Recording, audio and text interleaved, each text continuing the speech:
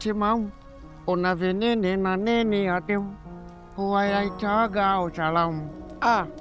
Madam Zuchu wewe, hivi ni Simba kweli alikufundisha mziki ama unaongezea na vya kwako wewe? Mama unaimba lo. Hivi ni Mondi huyu Simba shemeji ndo kakufunza mziki? Alo, Erika madamu mdogo njoo bana. Mimi na wenzangu dukani. Njoo mara moja. Unaenda wapi mama? Njoo basi mara moja, njoo tupige story kidogo. Mbona unasimama mbali mama?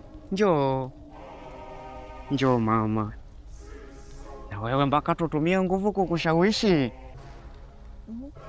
Kamepoa kenyewe. Kapole kama dada yake alo.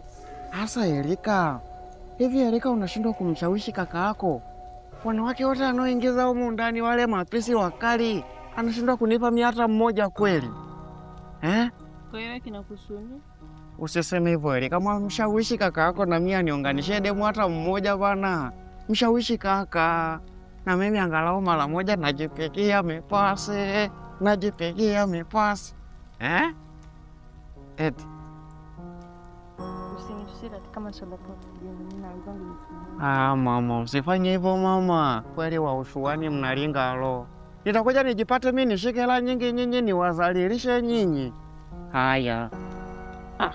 Kwa ina